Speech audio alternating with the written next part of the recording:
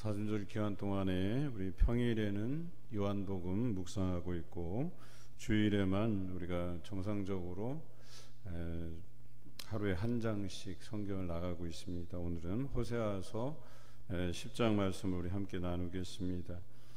이스라엘이 열매 맺는 무성한 포도나무였습니다. 하나님께서 이스라엘을 복 주셔서 그들이 번성하고 또 약속의 땅을 기업으로 받아서 그곳에서 풍족히 살아갔습니다. 그런데 그 열매가 많을수록 그들이 재단을 많게 하였다 그랬습니다. 하나님을 온전히 섬겨야 되는데 가나안의 여러 신들을 따르게 되었다라고 하는 것이죠. 그 땅이 번영할수록 그것이 하나님께로부터 기인한 것이다 라고 생각하고 오직 하나님을 더 깊이 섬기고 또 하나님을 따라야 될 터인데 그들은 주상을 아름답게 했다 그랬어요. 다른 신들을 따르고 또 다른 신들의 신상을 만들어서 섬겼다라고 하는 것이죠.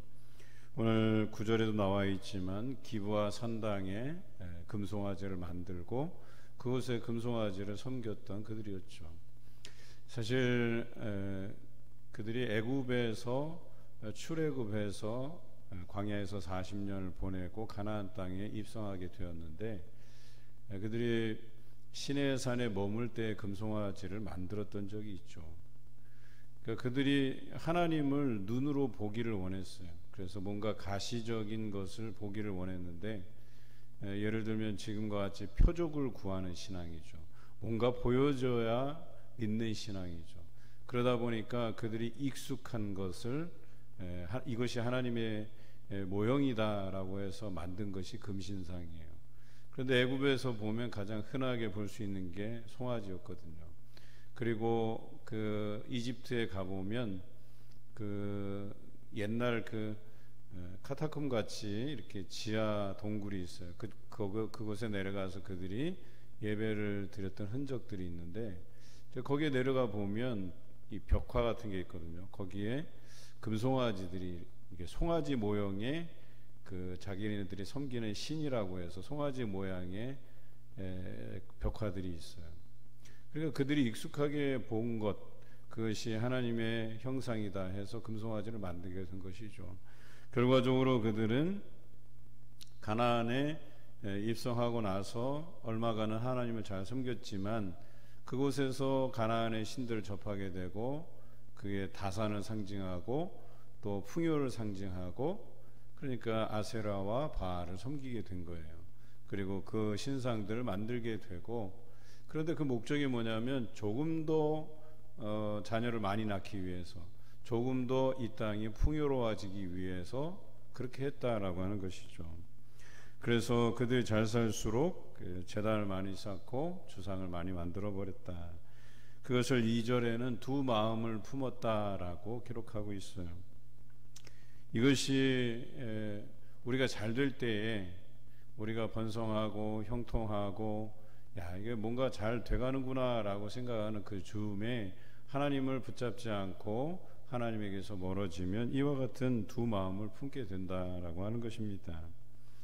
그런데 그들이 그 받을 것은 벌이라고 기록되어 있죠. 이제 벌을 받을 것이라 그 제단을 쳐서 깨뜨리시며 그 주상을 허시겠다고 하나님께서 말씀해 주십니다. 우리 하나님께서는 질투하시는 하나님이시고 분노하시는 하나님이세요. 물론 우리를 사랑하시기도 하시지만 하나님만 바라보지 않으면 하나님께서 그것에 대해서 질투하시고 분을 내시는 분이시다라고 하는 것은 분명합니다. 그들을 창조하시고 지금까지 이끌어 주셨던 하나님이신데 그들이 한눈을 판 거예요. 그래서 우리는 예수님과 우리와의 관계를 신랑과 신부의 관계로 설명하고 있잖아요.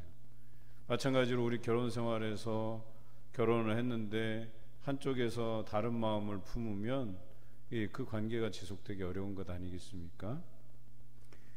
그와 마찬가지로 오늘 우리가 두 마음을 품었을 때 하나님께서 이스라엘을 치신다라고 하는 것입니다. 여러분 이스라엘이라는 이름을 어떻게 얻게 되었습니까? 야곱에게 주신 이름이잖아요. 그리고 이 이스라엘을 이룬 사람들이 야곱의 12아들 12지파를 통해서 이 이스라엘 민족을 이루신 것 아닙니까? 야복강가에서 천사와 씨름하고 그리고 그것으로 인해서 얻은 이름 이스라엘 아니겠습니까? 뿐만 아니라 그가 베델이라는 곳에서 꿈을 꾸잖아요. 영적인 체험을 하잖아요. 그래서 그 사다리가 하늘에 닿았고 거기에 천사들이 오르락내리락 하는 것을 보게 해주셨잖아요. 그런데 더 이상 그 베델이라고 하는 하나님의 집이라고 하는 그곳이 오늘 5절에 나와 있는 것처럼 베다웬으로 부르겠다라고 하잖아요. 분명히 그것은 하나님을 만났던 영적인 장소였는데 그들이 베다웬 그 베델에 금송아지를 세웠다는 거예요. 베델과 오늘 성경에 나오는 그 기브아에다가 산당을 세우고 금송아지를 만들고, 그래서 더 이상 그것을 베델이라고 부르지 않고, 즉 하나님의 집이라고 부르지 않고 벳아웬, 사악한 집, 우상의 집으로 불리웠다라고 하는 것입니다. 그렇습니다. 그들이 헛된 말을 하고 거짓 맹세로 언약을 세우면 그 재판이 바디랑에 돋는 독초 같게 되리라 그랬어요. 아무리 그것이 영적 체험이 있었던 곳이고 또 하나님의 임재가 나타났던 장소라 할지라도 그들의 마음이 하나님을 떠나게 되면 그것은 사악한 장소가 되고 우상을 섬기는 장소가 될 수 있다고 오늘 성경은 이야기하고 있죠. 그리고 그곳에 하나님을 인하여서 기뻐했던 제사장들이 슬퍼하게 되고 그의 영광이 떠나가게 될 것이라고 이야기하고 있습니다. 그리고 7절에 사마리아 왕은 물 위에 있는 거품같이 멸망할 것이다 그랬어요. 6절에도 보면 그 북이스라엘이 아수르에 의해서 멸망하게 되고 14절에도 보면 살만 에셀이죠. 아수르 왕에게 그 땅이 점령당하게 될 것이다 라고 성경은 기록하고 있습니다. 10절에도 보면 두 가지 죄에 걸릴 때에 만민이 모여서 그들을 치리라 그랬어요. 두 가지 죄. 우리는 이미 예레미야 선지자를 통해서 묵상한 바가 있죠. 이 백성이 두 가지 악을 행하였는데 그 하나는 생수의 근원되는 하나님을 버린 것과 물을 저축지 못할 터진 웅덩이를 판 것이라 이렇게 기록하고 있지 않습니까? 그렇습니다. 이스라엘 백성이 가나안에 정착하고 나서 가나안의 신들을 따르면서 하나님을 버렸고 또 그것에서 풍요로운 것이 날 줄 알고 또 많은 자녀들이 태어날 줄 알고 물을 팠는데 물을 저축지 못할 터진 웅덩이를 판 그들의 잘못이었다는 것이죠. 이제 호세아 선지자를 통해서 그들에게 말씀하십니다. 너희가 자기를 위하여 공의를 심고 인애를 거두라. 너희 묵은 땅을 기경하라고 말씀하십니다. 호세아를 통해서 음란한 여인 고멜을 취하게 하시고 처음에 음란했던 그녀를 다시 값주고 사서 다시 자녀들을 낳게 되는데, 그래서 이 처음에 하나님이 긍휼히 여기시지 않겠다고 한 또 내 백성이 아니라고 한 그곳에서 다시 너희를 긍휼히 여기시리라 또 내 백성이 되게 하리라 라고 말씀하신 것처럼 그들에게 새로운 기회를 주신 것이죠. 그게 너희 묵은 땅을 기경하라는 말씀이었었어요. 지금까지 너희가 품은 그 두 마음을 버리고 인애를 공의를 거두라는 거죠. 심고 거두라는 것이죠. 정직하게 하나님 앞에 서고 하나님께 간구하고 그래서 얻은 그 곡식을 너희가 즐기라는 거예요. 여러분 이상하지 않습니까? 그 땅에 나는 곡식을 하나님께서 주시는데 엉뚱하게 바알에게 또 아세라에게 구한다는 게, 하나님께서 태의 열매를 주시고 땅의 열매를 주시는데 하나님께로부터 오는 것을 가지고 바알과 아세라에게 그것을 감사하고 구한다는 게 말이 안 되잖아요.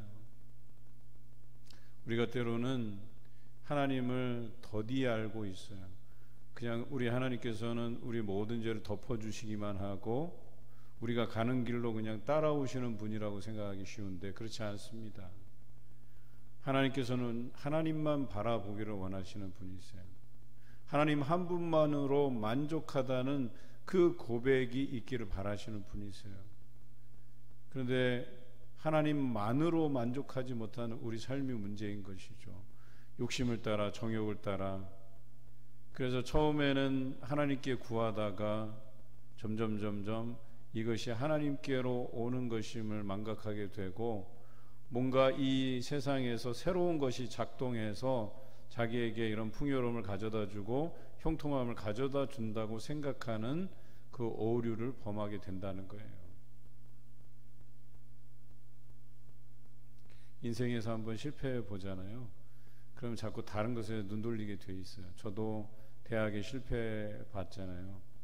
대학에 실패해 보니까 이제 재수를 해야 되잖아요. 그래서 학원에 등록하고 공부를 하게 되잖아요. 그런데 어떤 마음이 생긴 줄 아십니까? 처음에는 제가 학원에 등록하기 전에 공장에 좀 다녔어요. 돈을 벌어야 되니까. 뭐 대학도 못 갔으니까 공장에라도 가서 일하라고 얘기해서, 그런 어느 중공업, 금속 기계 제작반에 들어가서 이제 큰 기계들 조립하고, 뭐 근데 또 제가 뭐 조립할 기술이 있나요? 그래서 거기서 일하시는 분들 뒤에서 이제 뭐 연장 같은 거 가져다 드리고 뭐 허드렛 일을 하는 거죠. 근데 어느 날 너무 힘들어서 직원들 식사하는데 저는 공장 한켠에서 기도를 하기 시작했어요. 다시 공부하고 싶다고. 물론 부모님이 원하는 학교가 아니라 제가 원래 품었던 이제 신학대학을 가기 위해서 다시 공부하고 싶다고. 그래서 아버님한테 말씀을 드리고, 또 아버님은 저를 공부시키기 위해서 일본으로 가셔서 체류에 가시면서 거기서 일하고 번 돈을 이렇게 붙여주셨죠.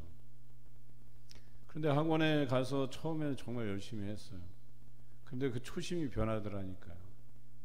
처음에는 하나님 잘 의지하고 그 서울까지 왔다 갔다 하는 그 여정에서, 또 어머니는 또 분식집 장사해 가시면서 저의 여러 가지 뒷바라지를 하시는데, 여러 가지 감사하고, 또 새벽마다 어머니 따라서 새벽 기도회를 참석하고, 모든 것이 순조로웠다라는 생각이 들어요. 그리고 뭔가 형통에 가게끔 만들어 가시는 것 같았어요. 학원에서도 월등하게 성적이 좋았고, 그래서 원하는 대학, 웬만한 서울권은 갈 수 있는 실력이 됐어요. 근데 거기서부터 교만이 찾아오는 거예요. 하나님을 멀리하게 되고, 내가 뭐 학원에서 거의 뭐 5손가락 안에 드니까 반에서 탑이었으니까. 근데 야, 이 정도면 내가 좀 괜찮지 않을까. 하나님을 의지하지 않고 학원을 의지하게 되고, 그러다 보니까 이 정도 실력이면 뭐 충분히 놀면서도 가겠지. 그래서 학원 담벼락을 넘어서 중간에 뭐 영화도 보러 가고, 가전 형편은 너무나도 어려운데 그렇게 겨우겨우 대주시는 그 돈으로 허튼 데 쓰는 거예요, 그냥. 그래서 종합학원에 다니면서 그 짬짬이 단과에 등록을 해서 뭐 부족한 과목을 포충을 해야 되는데, 포충을 안 하고 그 돈 떼먹고 가서 허튼 데 돈을 쓰기 시작한 거예요. 그러고도 이제 대학, 전기대학, 그때는 전기 후기였는데 전기대학에 내가 뭐 충분히 합격할 것 같다고. 그리고 저의 마음에 뭐가 있었냐면, 물론 후기대학에 제가 가고자 하는 신학대학이 있었지만 전기대학에 좀 그럴듯한 대학, 내가 합격할 만한 대학. 그래서 내가 여기 이런 학교 내가 합격했는데 내가 이런 학교 집어치우고 내가 신학대학을 간다 하는 이런 뭔가 자랑하고 싶은 마음. 그래서 좀 내놓으라 하는 학교에 원서를 넣고, 그때 보기 좋게 떨어졌죠. 그때서야 덜컥 겁이 나기 시작했어요. 내가 뭔가 잘못됐구나, 내가 뭔가 잘못됐구나라고 하는 걸 인식하고 돌아보니까 내가 하나님을 떠난 삶을 그동안 살아왔던 거예요. 부모에게도 못할 짓 한 거고. 그래서 그때부터 다시 기도하기 시작한 거예요. 그리고 삶을 다 청산하고 다시 공부하고 기도하고. 그래서 후기에 장로의 신학대학에 이제 입학하게 된 것이죠. 그런 거예요. 우리 초심이 변하면 안 되는 거거든요. 내가 하나님만 붙들고 하나님만 의지하면서 나가야 되는데 어느덧 나를 형통하게 하시는 그 하나님의 손길을 잊어버리고 다른 데에서 그 든든함이 생겨나는 거예요. 자꾸 하나님이 계심으로 인해서 든든해야 되는데 하나님이 아닌 다른 것들로 인해서 우리 안에 든든함이 생겨나는 거예요. 자꾸. 아마도 제가 그 방종을 청산하지 않았으면 저는 어찌 보면 인생에서 낙오돼서 하나님도 잃고 또 내 삶의 모든 것들을 잃고 부모에게도 인정받지 못하는 그런 아들로 지냈을지도 모르겠다 하는 생각을 해보는 거죠. 그런데 이스라엘은 너무나도 불쌍해요. 그들이 나라를 잃었잖아요. 그리고 특히 북이스라엘은 역사에서 사라져요. 그들을 이루었던 지파들이 뿔뿔이 흩어지게 되고 거의 사라지게 됩니다. 그리고 남왕국 유다의 그 일부 베냐민과 일부 유다 지파만 살아남게 돼요. 그 베냐민도 이제 유다에 다 이제 포함이 돼서 유대가 되는 거거든요. 이들에게 기회가 없었던 게 아니에요. 오늘 말씀에 보면 너희 묵은 땅을 기경하라. 지금이 곧 여호와를 찾을 때다라고 말씀해 주셨어요. 지금이 아니면 기회가 다시 돌아오지 않을 수도 있다고 분명히 말씀해 주셨는데 그들이 여호와를 만날 만한 때, 찾을 만한 때 찾지 않았다는 거예요. 그러다 보니까 결과적으로 오늘 예언의 말씀처럼 살만이 전쟁의 날에 베다벨을 무너뜨릴 것 같이 될 것이라. 그때 어머니와 자식이 함께 부서졌도다라고 이야기하잖아요. 그리고 이스라엘 왕이 새벽에 정령 망하리로다 그랬어요. 왜 새벽이라는 표현을 썼겠어요? 그들이 예상하지 않았던 때에 하나님께서 다 무너뜨리신다라고 하는 거예요. 여러분, 차라리 실패가 예상되면 그래도 돌이킬 수 있는 기회들이 있어요. 야, 이렇게 하다가는 내가 뭔가 잘못되겠구나 하는 조짐이 우리한테 이렇게 있으면 돌이킬 수 있는 뭔가가 있잖아요. 그런데 새벽에 망한다는 얘기는 대비할 틈도 없다는 얘기예요. 그렇게 부지 중에 그냥 망하게 될 것이라고 이야기하는 거예요. 오늘 우리 삶에서 깨달아질 때, 나에게 주는 도전이 있을 때, 그때 여호와를 찾아야 된다라고 하는 것입니다. 우리에게 주시는 도전이 분명히 있어요. 감동이 있어요. 그래서 야, 오늘은 이렇게 살아야 되겠다. 이번 사순절은 내가 꼭 이렇게 보내야 되겠다라고 하는 다짐이 생길 때가 있어요. 그때 우리가 우리의 신앙이 무너지지 아니하고 그것을 지켜내고 또 찾을 때, 만날 만한 때에 하나님을 찾고 만나는 여러분 되시기를 주님의 이름으로 기원합니다.